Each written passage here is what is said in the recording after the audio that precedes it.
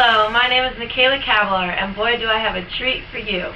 During this episode of the Bubble Report, we will be discussing a widely debated topic, disciplining children. We will discuss what psychologists and scientists say about the matter, and also take to the streets to interview a variety of people on their opinion about if they feel discipline is a crucial or cruel way to raise a child. Then you, the audience, can draw your own conclusions based on the evidence presented. First, let's get some background information on the origins of our conversation. Research has been conducted to try to discover ways to reduce crime. Many believe that it is hopeless trying to rehabilitate adults, as they are already programmed to have certain tendencies. But children are something that has not been molded and set in their habits yet.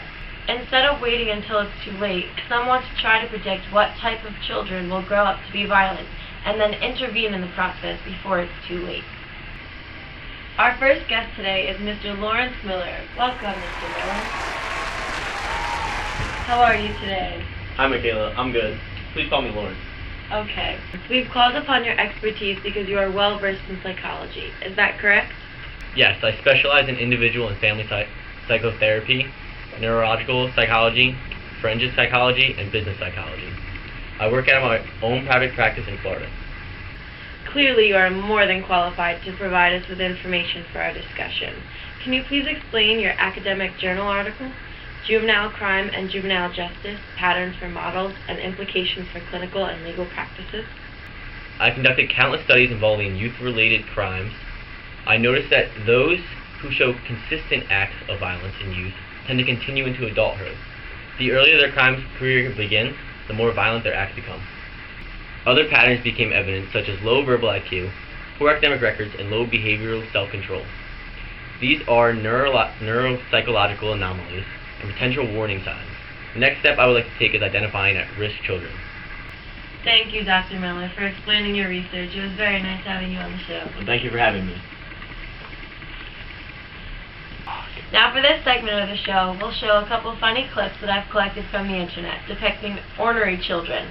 This is strictly a humorous way to show how many tantrum-throwing children there are out there. Let's roll the clips.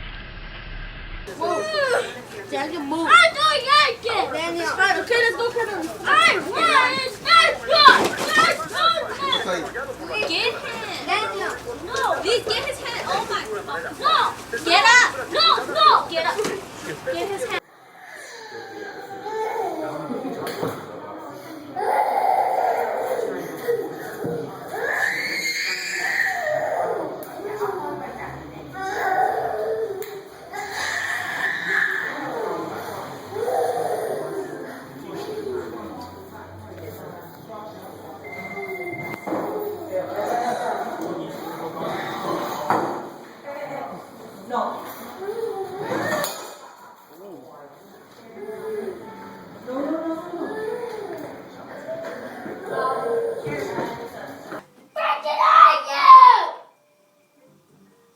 What did I do again? Ha Stupid! I freaking hate you!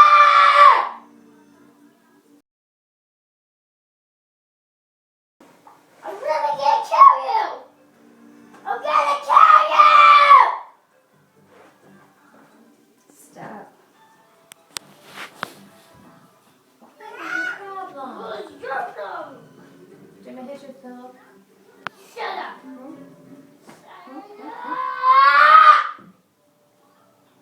Give me something milk now. Come on, hurry up. Stop! Stella, it's not okay to scream. I'm not calling your dad. Sweetie, are you okay? Okay, my mom just canceled my brother's World of Warcraft account, and he is freaking out. What? Oh my god. Baby boy! Never, bro!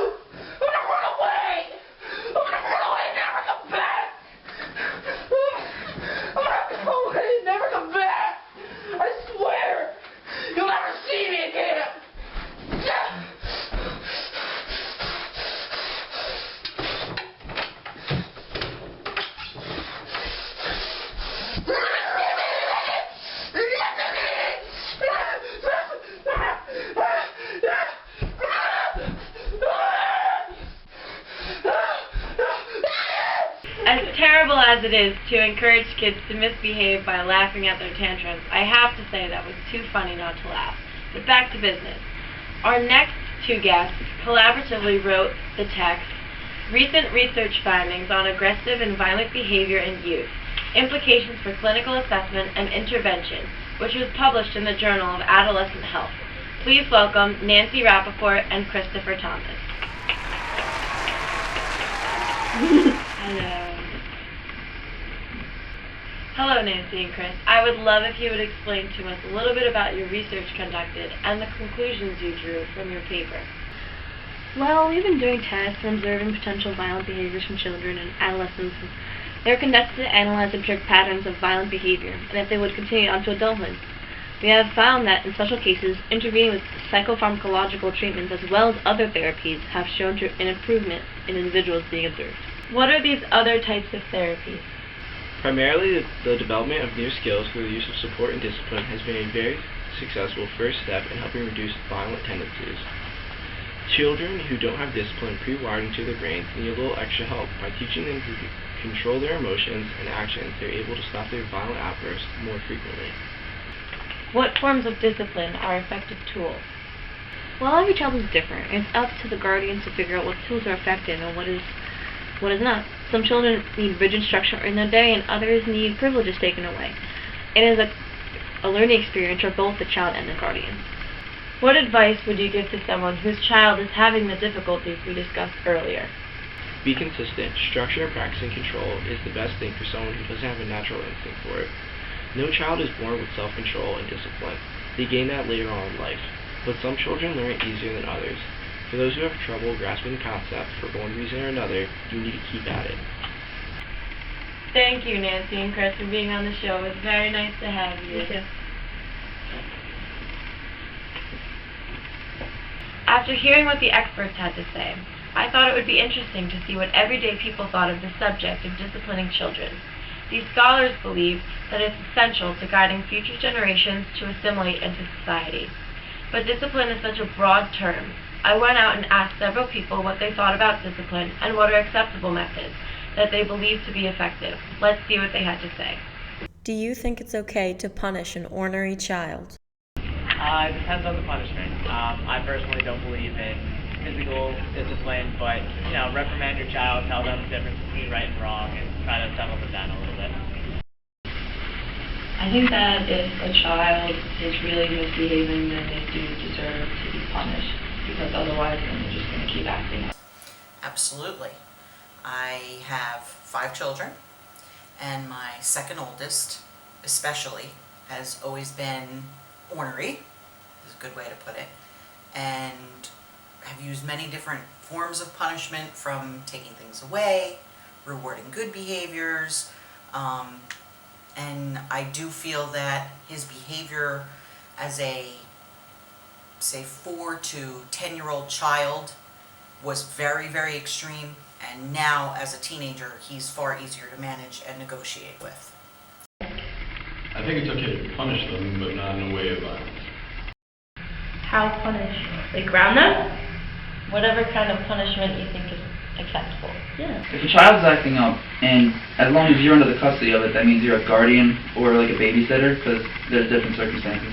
As long as you're under the custody of that child, I think it's more than okay to discipline them accordingly, because if they're acting up, how are they going to learn that there are consequences to their actions later on in life if they didn't learn it at the beginning stages of their existence? Are there boundaries as to what is an acceptable form of punishment? Yeah, there is definitely, you shouldn't hit your child too much, because it's called child abuse, and you shouldn't hit them, you shouldn't discipline them too little. It needs to be, a good amount, the right amount. Yeah, but nothing physical. So growing up, I always got spanked or hit, so I feel like it's okay. I mean, I'm fine. Maybe not to the point that the kid's, dying on the floor or bleeding, but a little tap on the ass is okay. I do. I think that any form of violence should not be used in the household. Myself, coming from an abusive household, I saw that it is not an effective tactic in any way. You don't want to, if you're ever going to hit a child, you're not hitting them to hurt them. You're hitting them to shock them, to have them realize that they're actually doing something wrong. because eventually yelling at them will only go so far. They'll get used to you yelling at them, and so you can't hurt them. You just have to have them understand that what they're doing is wrong, and then if they're able to understand your words, then you have to iterate like perfectly clearly exactly why they're being punished and what their punishment is. To me, spanking is definitely acceptable. I had it as a kid. I don't see anything wrong with it. Not the form of abuse or anything, just a little tap on the butt. Well, obviously, corporal punishment and beating your children is not acceptable. However, I am a firm believer that as a young child, there are times where an appropriate placed spank is appropriate. Children at a young age don't understand negotiation in words. So if they get a well-timed swat on the bottom, nothing, brutal, but just so that it gives them a shock like, oh, I didn't like that, and you follow that up with no, then when they get older, they hear that word no, they associate it with the displeasure of getting swatted on the bottom, and then they learn to negotiate, and the words have more value because of that type of discipline. How would you try to correct the violent behaviors to prevent future issues? I would give them a sort of outlet. For me, it was wrestling. I joined the wrestling team in high school, and it gave me an outlet to kind of get some of that anger I had to deal with out in some form. So that helped a lot. But maybe get them counseling to calm them down. I know that a lot of children these days are really bad at anger management, so maybe some counseling. In my experience, whenever a child is violent, it's just that they have way too much energy. So my best bet would be to put them in a sport or put them in something active.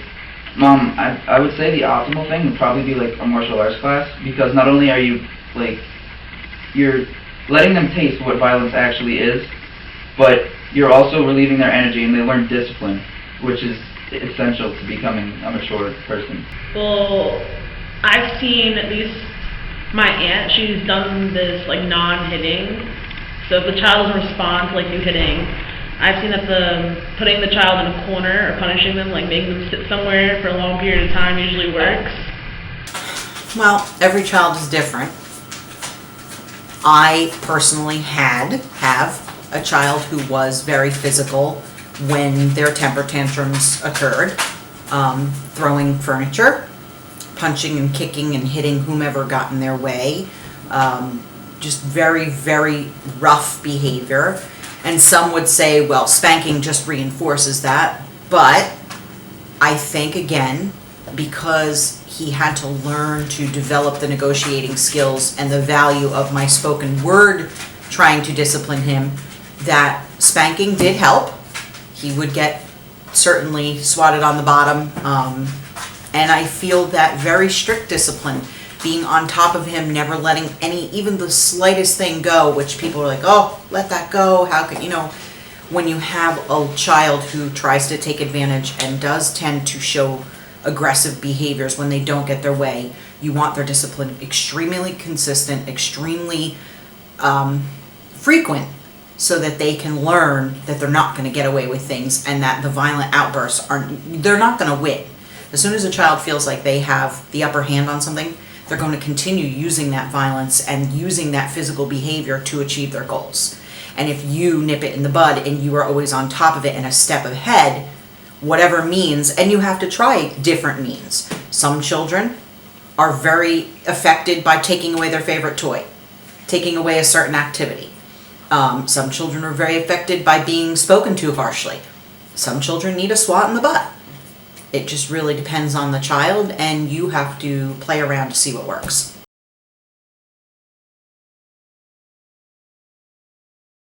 I worked as an infant toddler caregiver for a while, working with children up to the age of 2.5.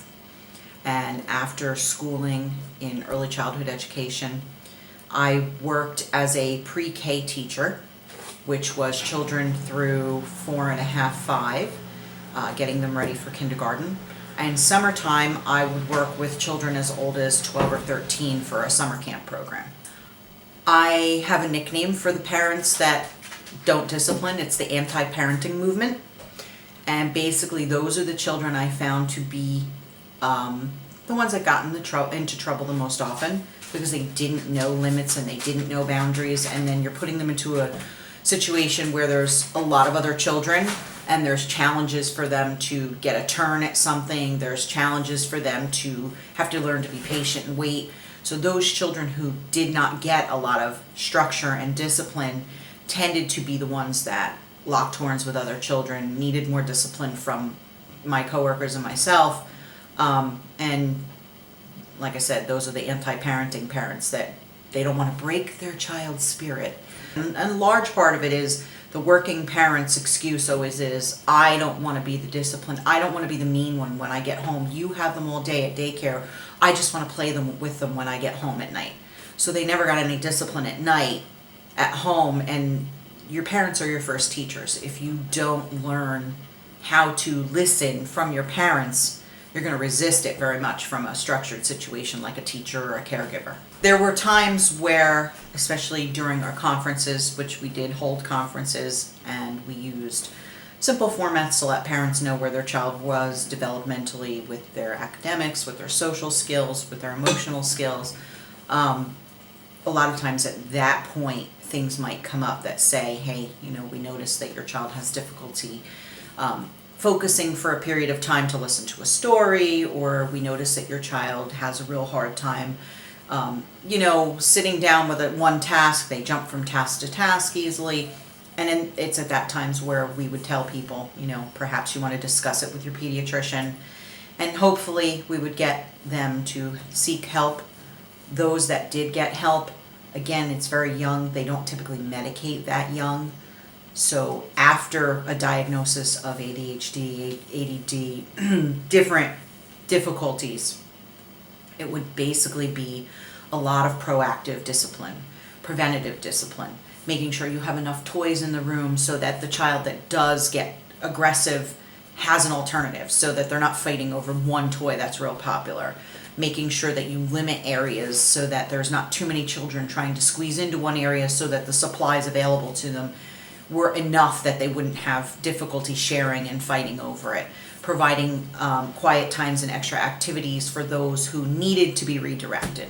I mean, I saw some children through infancy at the daycare go up to being 10, 11, 12 years old, and I still, interestingly, get to see some of my students from way back when via Facebook, that they're doing wonderfully and have grown, and a lot of success stories. I get a lot of thanks from parents for helping them, especially those that did have difficulties, identifying those difficulties young so that they could get a handle on it through discipline or whatever means the doctors felt necessary and worked with them on.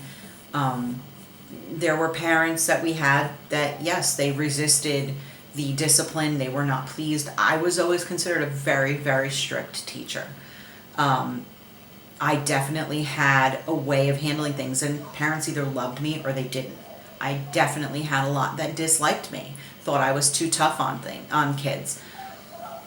But my success stories are far outnumber the ones that disliked me, and I haven't seen some of the kids that would be considered my, the parents disliked me, but I know after a few years of them being out of the daycare or what have you, I would hear through the grapevine that they were still having trouble in public school. They were still, the parents were still resisting the discipline techniques that the public school was trying to instill on them. There was even one family that bounced their kid from school to school because as soon as the school started saying, hey, we need to do something about this, it was the school's fault. It was never the child's fault. And so, unfortunately, you're never going to reach those parents, and I fear for that child as an adult because they know no boundaries and they will have difficulties. I think that this group of parents right now, since their children have learned so young about DIFUS and that, well, your parents aren't allowed to do this and your parents can't do that, I think that parents are afraid to discipline their children, and they're worried that it's going to be construed as abuse, and that they're very misinformed, and unfortunately as a result we have a large society of under-disciplined children. The variety in answers intrigues me. The way each person was raised seems to have an impact on their answers.